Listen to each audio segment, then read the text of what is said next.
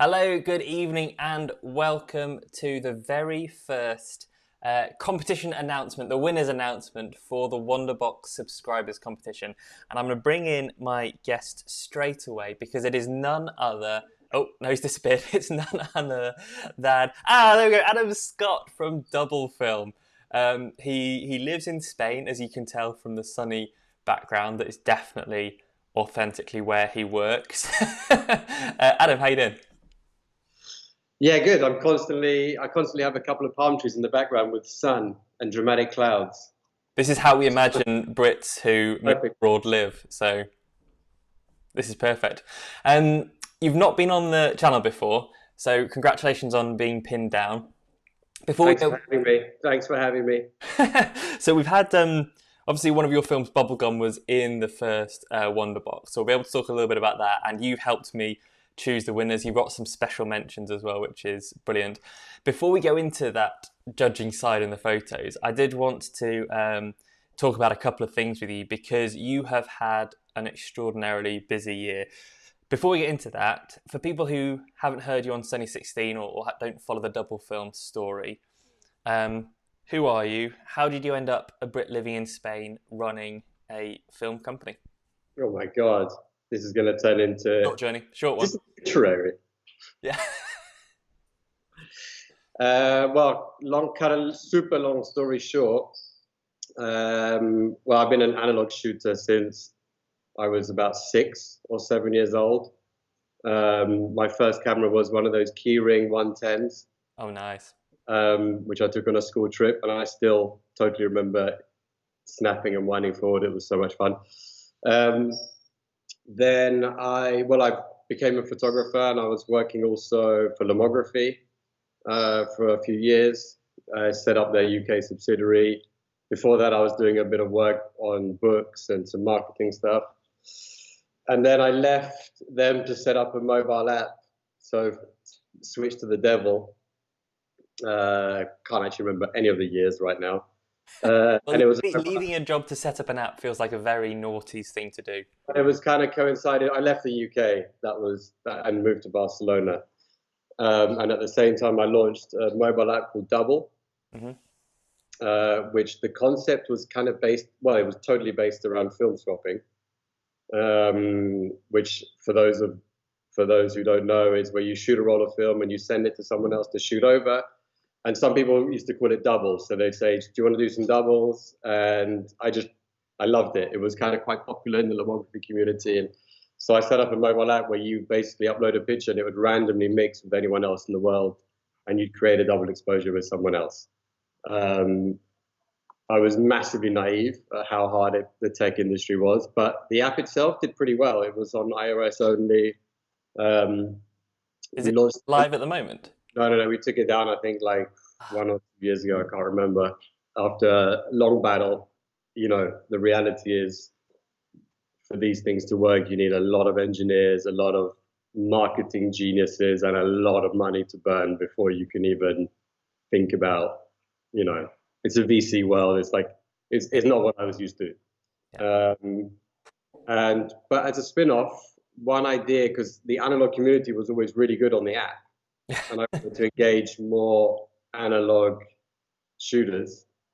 So we did a very small run of two types of films with effects. So the idea was we just launched DubbleFilm. Mm. It's kind of going to be just a spin-off of the app, and then as a way of kind of getting more people on the app. But then we launched the film; it became really popular.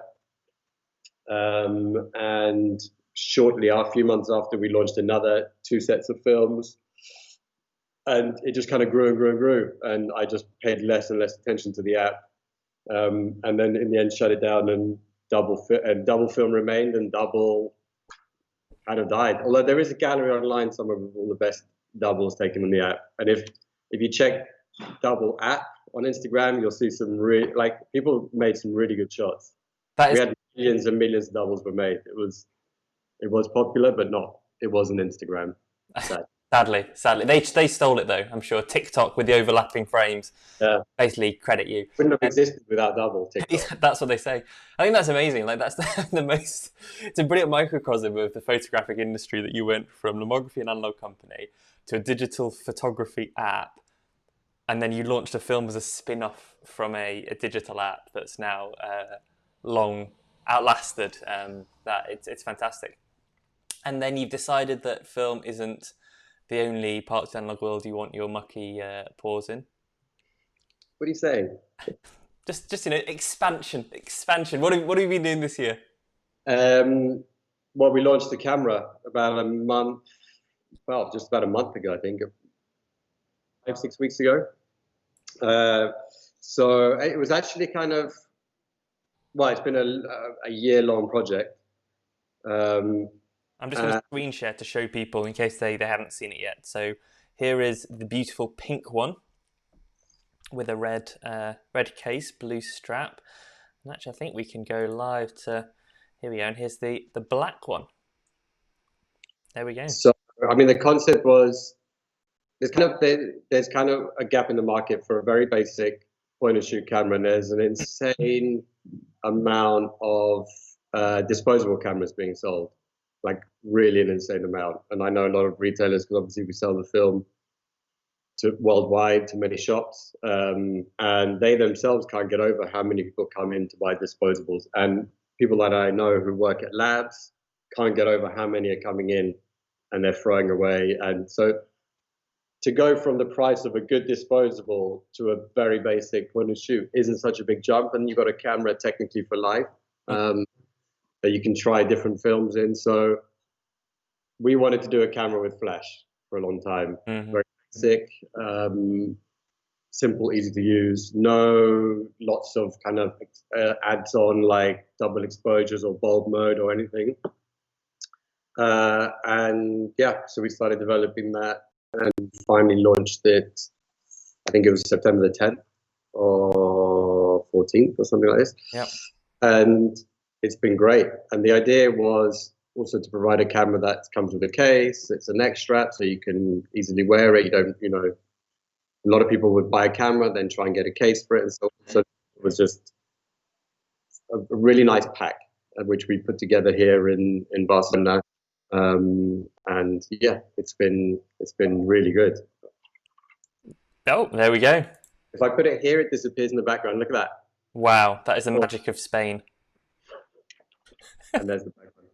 No, that's lovely. No, when we've had them since we get our hands on them, and they've sold really well. I think I do think it's smart. I like the case edition because there's room for films in the back as well, which is quite nice. So it does become a nice little self-contained, just point and shoot camera. Yeah, and the thing is, we wouldn't have done it if the camera takes great shots, and it's a 32mm lens, which I was always like a huge fan of with the LCA.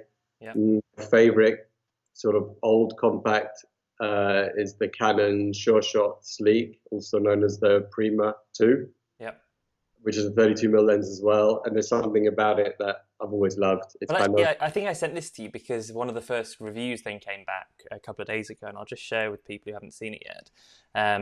5 stars, which is always a lovely thing for you to see. But here we go, and it's you can see that Stephen Ritchie, thanks so much for doing that, carried it around for a few weeks while on paternity leave.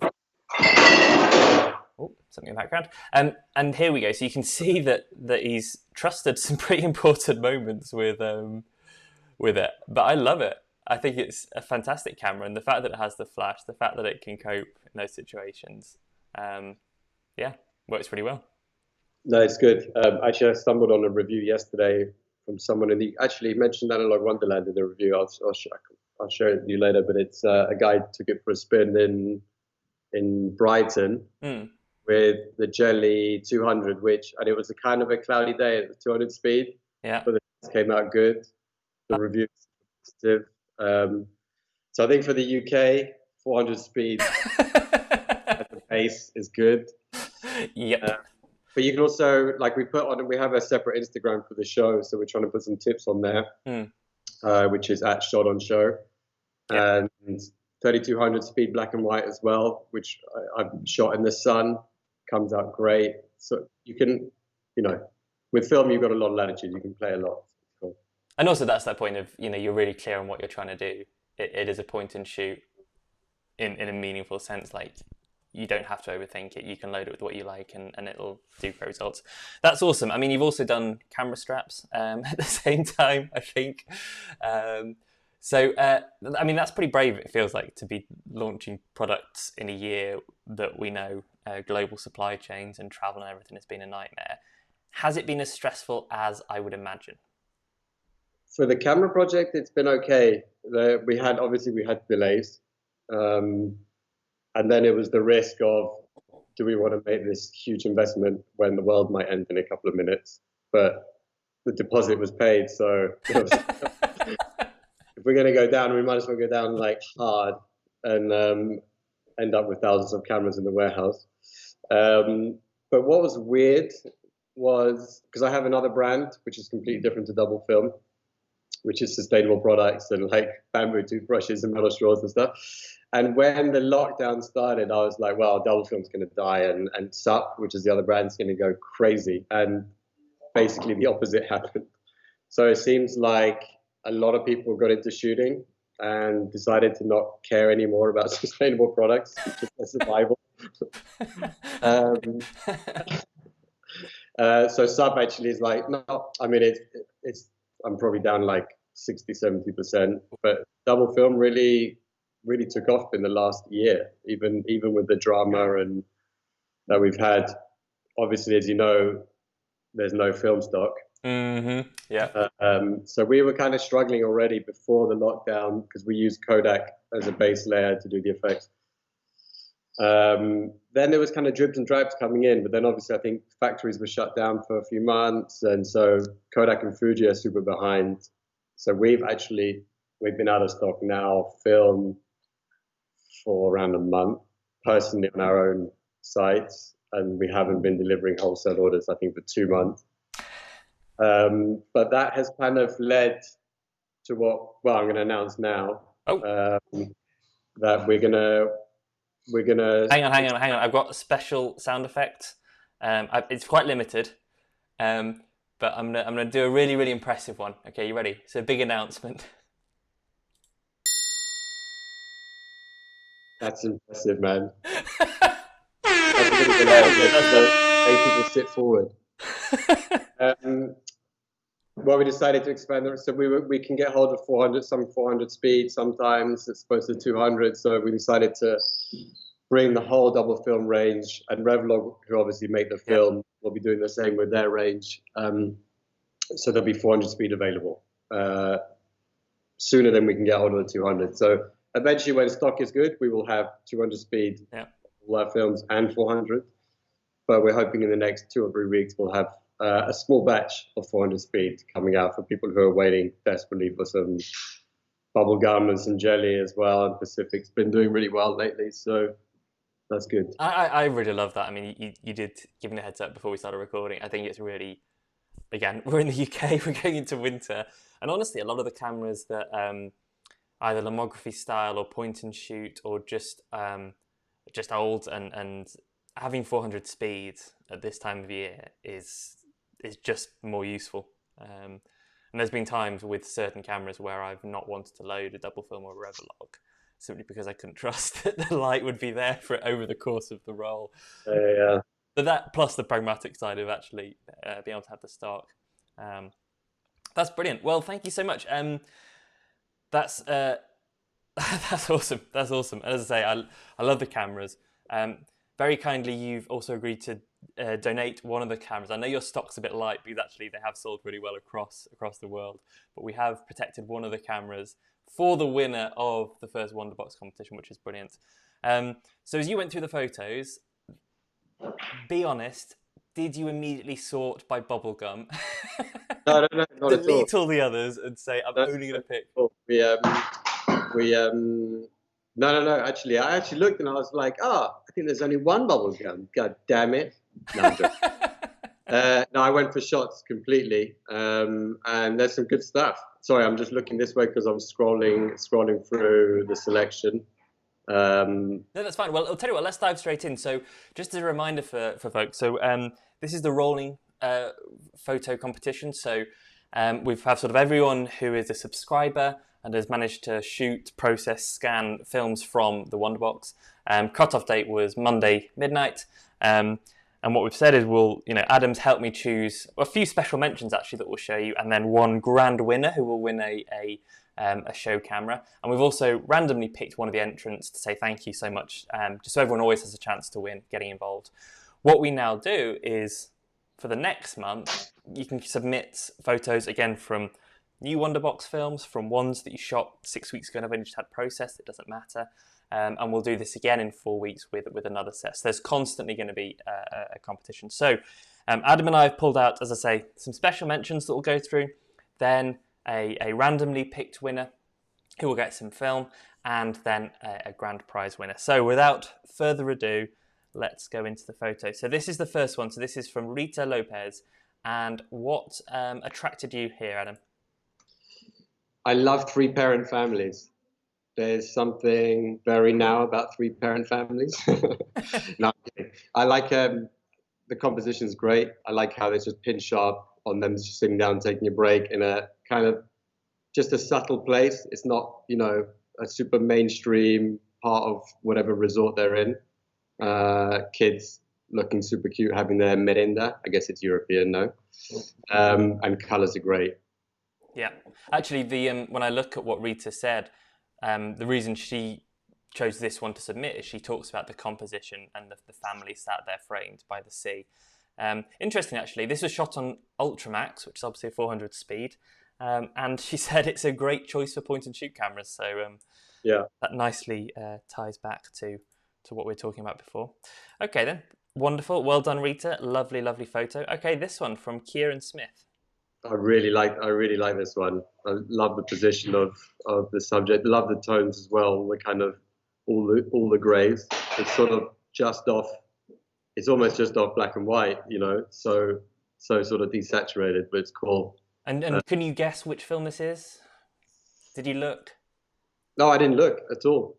Actually, I didn't. I don't think the film type was in the file name. I just had code and name. Oh, perfect. Good. That was deliberately done. Let's see. I don't know what film this could be because of it could be anything from, I don't know. I'll give you a clue. You said it already, but the desaturation is a core part. Is that of the actor that you were doing?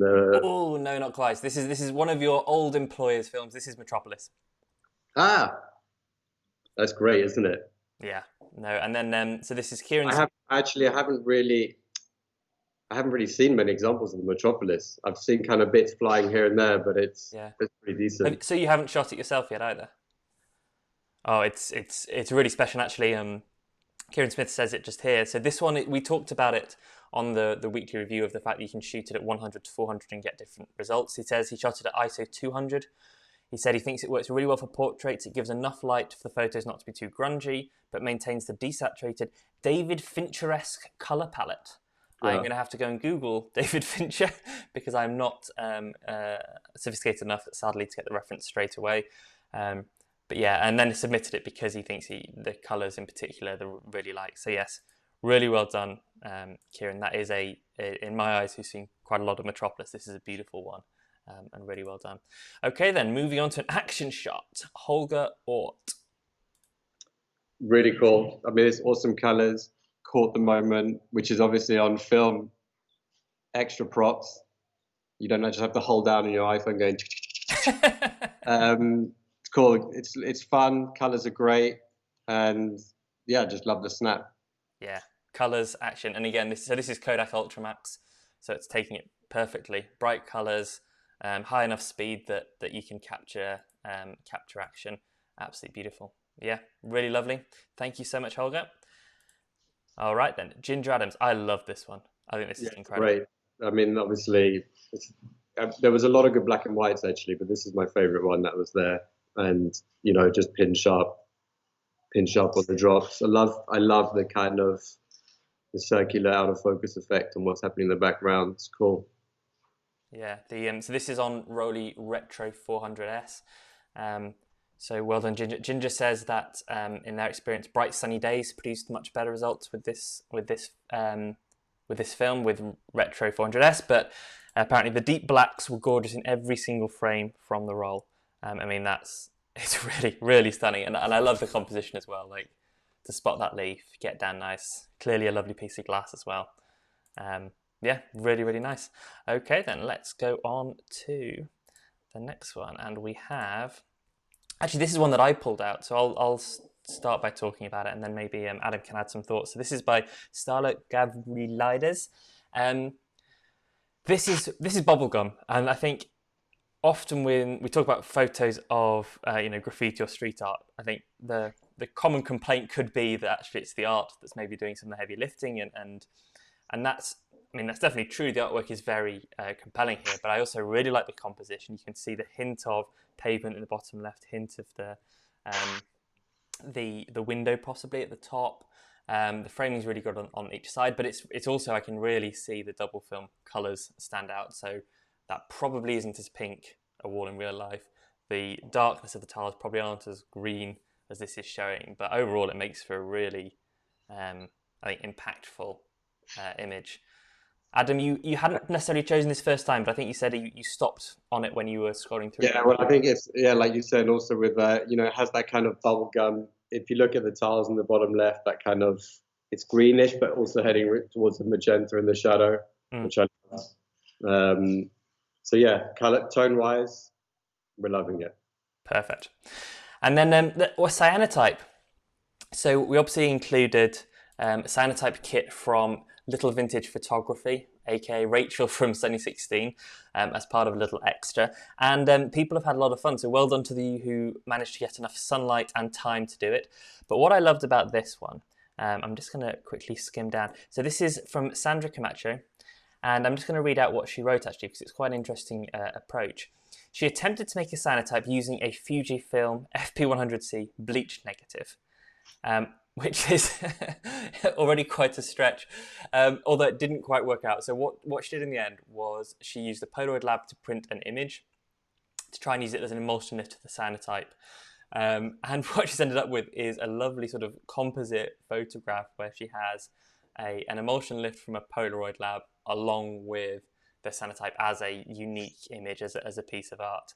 Yeah, no, I was going to say, how have you managed to get a black and white cyanotype with that level of detail? Like, you hold your face to the print.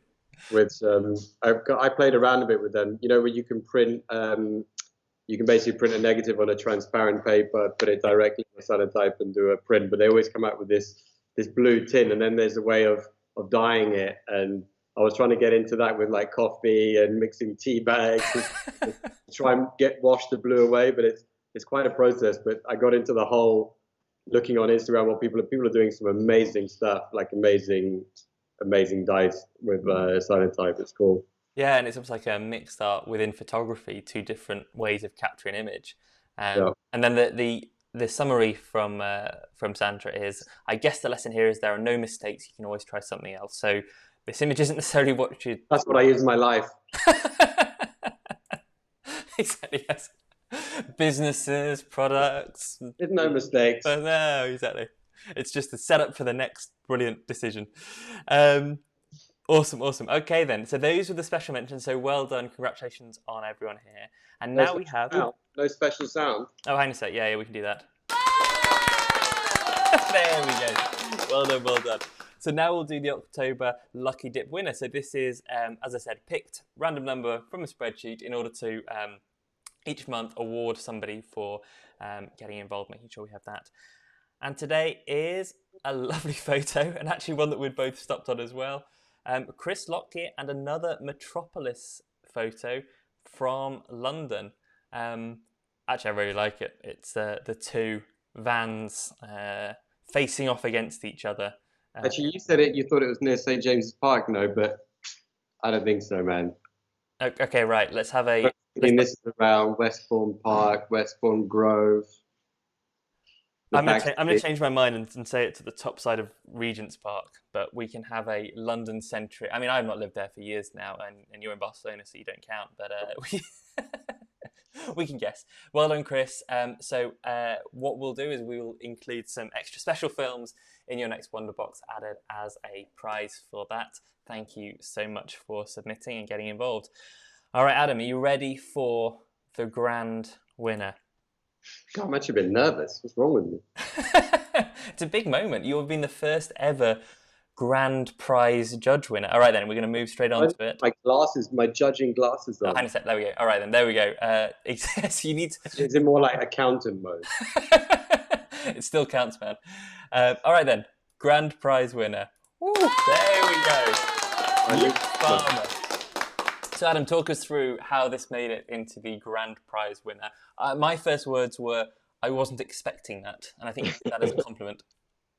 And that's exactly what I thought when I stopped on it, because I thought, okay, just a sand dune and something. Then when I spotted the knees and the legs lying and chilling out there, I switched them and changed my opinion, because there was a previous winner, which I'm not going to say because I don't want to disappoint anyone anymore. But no, I absolutely love it because it's kind of subtle, super simple. Mm-hmm. Right now, I feel like being there mm-hmm. with, lockdown threats on their way. I love the tones. I love the fact that it's basically just a 3-color shot, and you can just get a hint of what's happening, and it's great. Yeah. It's a super simple, perfect photo. No, I agree. Like the composition, the 3 bands of color, rule of thirds almost, but in a way that I would never have thought of to do a traditional landscape. The knees are brilliant. So this is shot on Metropolis, and again, slightly surprising in that you look at a lot of the photos of Metropolis. I don't think I've seen a sample photo necessarily that's aiming away from the sea towards a beach and a forest. It is very different from a lot of the architecture city shots, but you can then see the grunginess, the slight grain in the sky, the desaturation. You can imagine Ultramax would have pepped this up quite a bit. Bubblegum would have made those the shadows in the trees a slightly different colour as well. So huge congratulations, Luke Farmer. His comments about Metropolis is... he says, shoot reds, which actually, in fairness, he didn't do this time. But yeah, there was red on that. There was red on that van shot, wasn't there? Cool. Yes. Yeah, that's true. He says, don't avoid contrasty scenes unless you love contrast. And in this particular photo, he says he doesn't know why he likes it in particular, but it does just make him laugh, which I think is absolutely fair enough. You kind of want to see what's going on, no? Not yes. In a perfect way, just like, what's happening up there? Where's the chill out spot? Because you can't even see it. But there's obviously a secret spot. If the sea's behind you, then this person is deliberately choosing to sunbathe out of sight of the sea. So, yeah, exactly. A brilliant photo is one that gives you questions and a story in itself, and that definitely does it. So I'm going to do the applause one again. Huge congratulations. So I will get in touch, Luke, and you can choose your prize, the lovely black or the pink camera. Well, thanks so much, Adam. We're coming up to half an hour, which is, I think, what I promised it would do. Any final thoughts? Anything that you wanted to say or talk about that we haven't sort of come up? Well, not really. It was just good fun doing this, and I look forward to hopefully judging another one in the future. Sure. Once you've run out of victims and you have to go through the cycle. I'll start going back. This is it, rolling competition. I think I'm going to get through my friends quite fast. That'll be fine. We've got loads of time. No, thanks so much. And yeah, I'm really glad that we, in all the supply issues of this year, did manage to protect enough bubblegum with your help, with the help of the Hannah and Michael and Revlog, in order to give people a taste. Because it's funny when you sit here, and I'm sure you must have it even more, you're so used to seeing photos of bubblegum and your DubbleFilms that you almost sort of think everyone must have shot them. But actually what I saw when we released the film we talked about is a load of people saying, I've seen lots on Instagram, but I've never done it myself. So hopefully we've got a lot more people having a lot of fun. And then whenever you can supply the bloody thing, we'll get somewhere out there.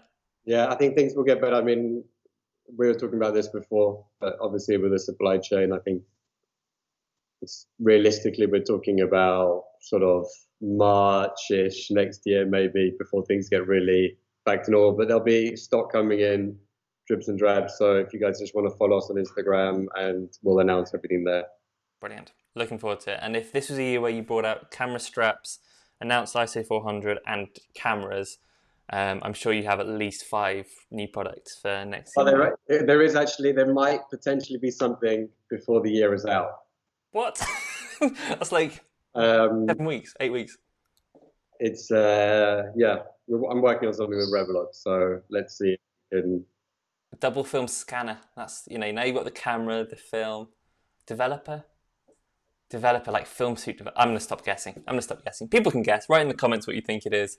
Thanks so much, everyone. So WonderBox subscribers, the next WonderBox for people who signed up in September will be going out over the weekend, which is awesome. Next week we'll get back into the film reviews so people can start seeing the different things. This box is going to be brilliant. We've got an exclusive actually for one of our partners, an exclusive film built specially for Christmas. There we go. See, Adam, we can do cool stuff as well, you know. It's not just Barcelona. Cool stuff in the last couple of years, man. You should be patting yourself on the back. Thanks. I would do, but I'm too stressed and my arms don't work anymore. Can't reach. Exactly. Brilliant. Honestly, thanks so much, man. I really, really appreciate it. It's lovely to chat to you always. I will watch my emails for whatever you crazy cats can announce before the end of the year. Otherwise, we'll speak to you very soon. Thanks so much, guys. Cheers. Bye.